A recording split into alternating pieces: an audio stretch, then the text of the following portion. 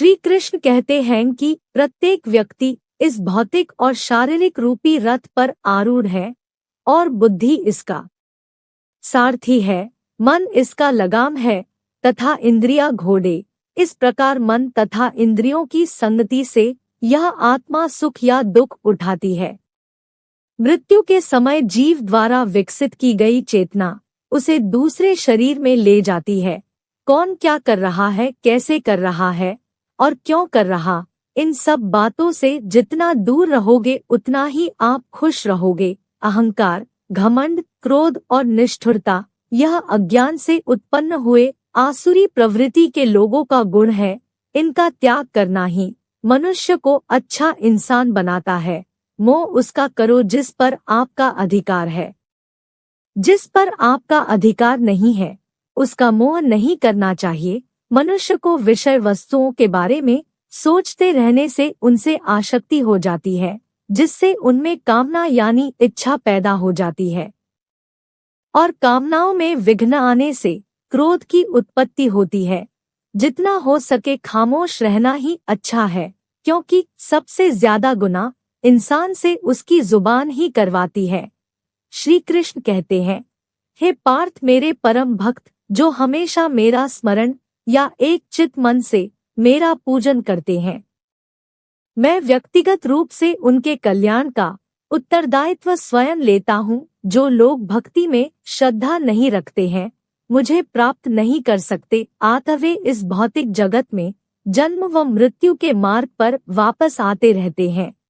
किसी काम की चिंता करना ठीक है, पर चिंता इतनी भी नहीं होनी चाहिए कि वह काम ही बिगड़ जाए। अच्छी नीयत से किया गया काम कभी व्यर्थ नहीं जाता और उसका फल आपको जरूर मिलता है। श्री कृष्ण कहते हैं कि मैं किसी का भाग्य नहीं बनाता, हर इंसान अपना भाग्य खुद बनाता है। आप आज जो भी कर्म कर रहे हो उसका फल आपको कल प्राप्त होगा और आज जो आपका भाग्य है वो आपके द्वारा पहले किए गए कर्मों का फल है। तुम्हें सिर्फ अपने कर्म करने का अधिकार है, कर्म के फल के तुम अधिकारी नहीं हो। तुम ना तो कभी अपने आप को अपने कर्मों के फलों का कारण मानो और ना ही कभी कर्म ना करने के आसक्त हो। सही कर्म वह नहीं है जिसके परिणाम हमेशा सही हो, अपितु सही कर्म वो है जिसका उद्देश्य कभी गलत ना हो। पूर्णता के साथ किसी और के जीवन की नकल करके जीने की तुलना अपने आप को पहचानकर अपूर्ण रूप से जीना बेहतर है। जब भविष्य धुंधला पड़ने लग जाता है तब आपको अपने वर्तमान में ध्यान केंद्रित करने की आवश्यकता है। जीवन की सबसे बड़ी गलती वही होती है जिस गलती से हम कुछ सीख नहीं पाते हैं।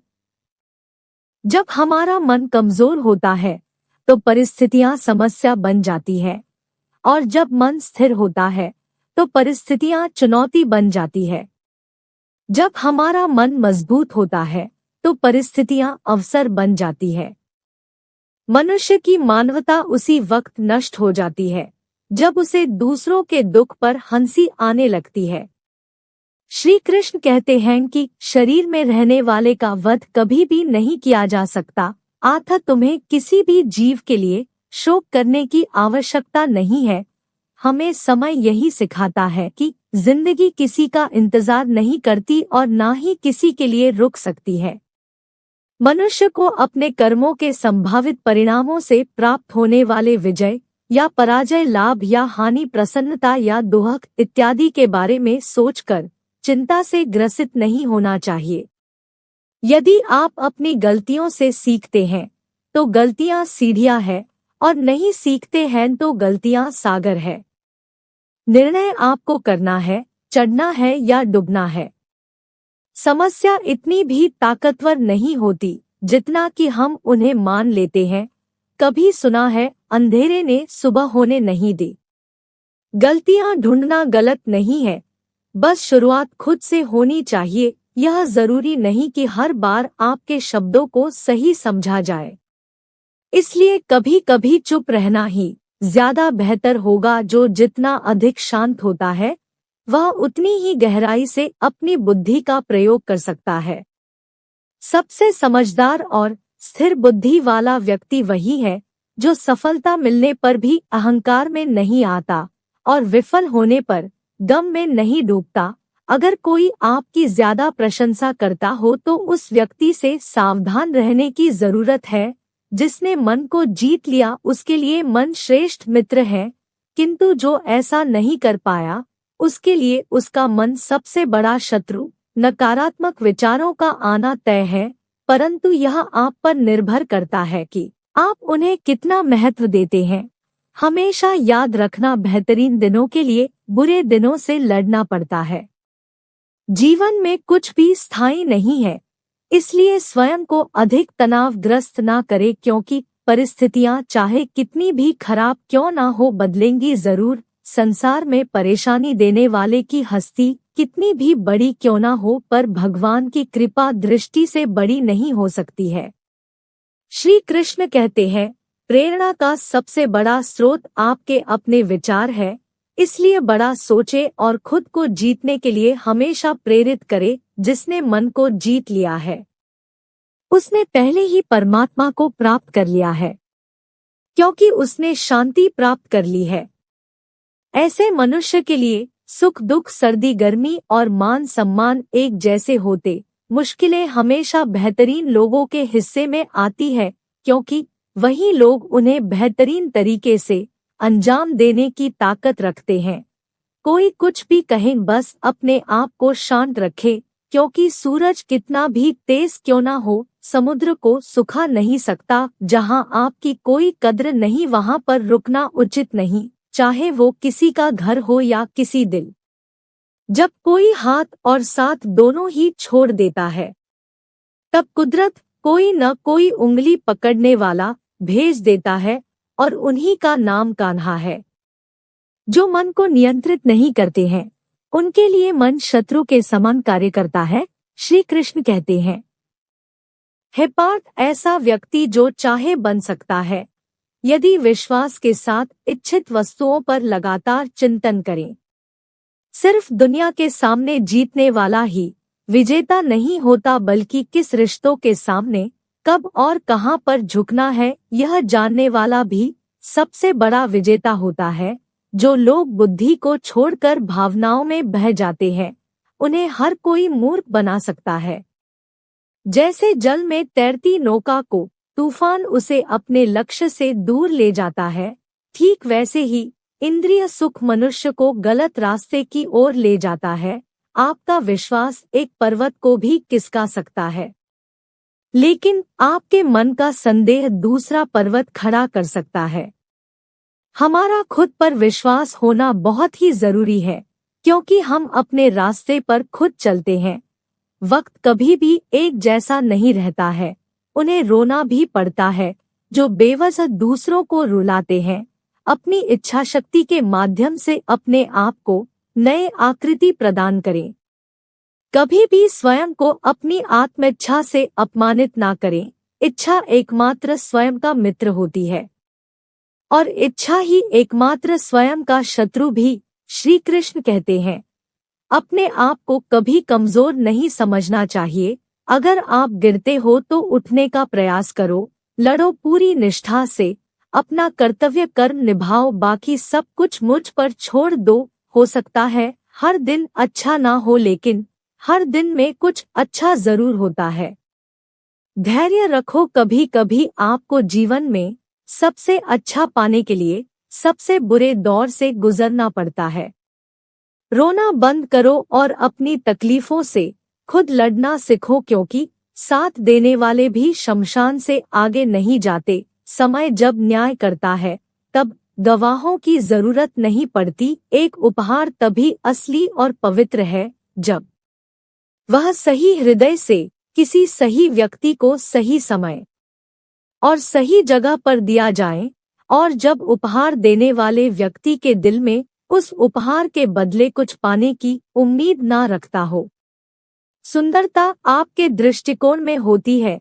किसी को कीचड़ में खिला कमल भी लुभाता है और किसी को चांद में भी दाग नजर आता है। श्री कृष्ण कहते हैं, उदय किसी का भी अचानक नहीं होता, सूर्य भी धीरे धीरे निकलता है, और ऊपर उठता है। धैर्य और तपस्या जिसमें है वही संसार को प्रकाशित कर सकता है। इसीलिए है पार्थ स्वर्ग प्राप्त करने और वहां कई वर्षों तक वास करने के पश्चात एक असफल योगी का पुनः एक पवित्र और समृद्ध कुटुंब में जन्म होता है, जबकि अपने सामान सर्वत्र सब देखता है। चाहे वे दुख हो या सुख, वही परम योगी माना जाता है। अहंकार और संस्कार में फर्क है। अहंकार दूसरों को झुकाकर खुश होता है और संस्कार स्वयं झुककर खुश होता है।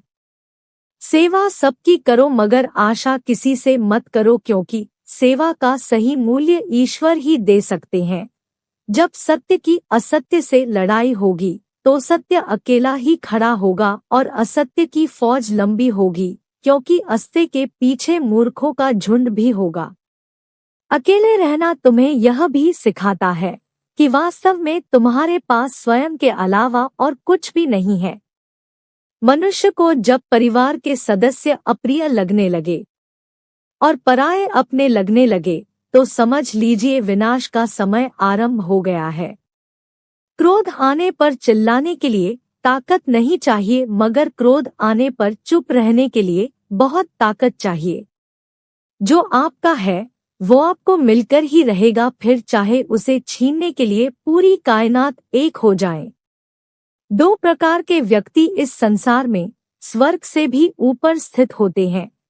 एक शक्तिशाली होकर भी क्षमा कर देगा और दूसरे वो जो दरिद्र होकर भी कुछ दान करता है। प्रेम शरीर या सुंदरता को देखकर नहीं होता, प्रेम हृदय से होता है। जहाँ दो हृदय मिल जाए वहीं प्रेम जन्म लेता है। किसी व्यक्ति को अच्छे से जाने बिना दूसरों की बातें सुनकर उसके प्रति कोई धारणा बना लेना मूर्खता है। अगर साफ नियत से मांगा जाए तो ईश्वर नसीब से बढ़कर करता है। जब भी विनाश होने का प्रारंभ होता है तो शुरुआत वाणी के संयम खोने से होता है। जीवन में सब कुछ खत्म होने जैसा कुछ भी नहीं होता है। हमेशा एक नई शुरुआत हमारा इंतजार कर रही होती है। जीवन में ज्यादा खुश रहना है तो अधिक ध्यान उस चीज पर दो जो आपके पास है, उस पर नहीं जो दूसरों के पास है। उस दिन हमारी सारी परेशानियां खत्म हो जाएंगी। जिस दिन हमें यकीन हो जाएगा कि हमारा सारा काम ईश्वर की मर्जी से होता है। विपत्ति में धैर्य, वैभव में दया और संकट में सहनशीलता ही सर्वश्रेष्ठ व्यक्तियों के लक्षण है।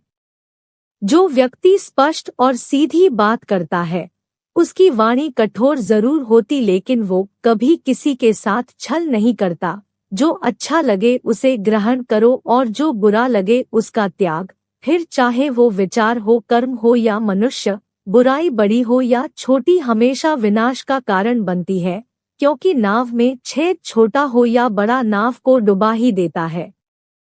परिवार और समाज दोनों ही बर्बाद होने लगते हैं जब समझदार मौन और नासमझ बोलने लगते हैं। आप वापस नहीं जा सकते और ना ही शुरुआत को बदल सकते हैं, लेकिन आप जहां हैं वहीं से शुरू कर सकते हैं और अंत को अवश्य बदल सकते हैं। जब उम्मीदें टूटने लगे और कोई रास्ता दिखाई ना दें तो एक बार भगवद गीता की शरण जरूर ले लेना। तो दोस्तों, इस वीडियो में इतना ही। मिलते हैं एक और ज्ञानवर्धक वीडियो के साथ। तब तक अपना ख्याल रखना। और हाँ, अगर वीडियो पसंद या नापसंद आए तो कमेंट में जरूर बताना। जय श्री कृष्णा।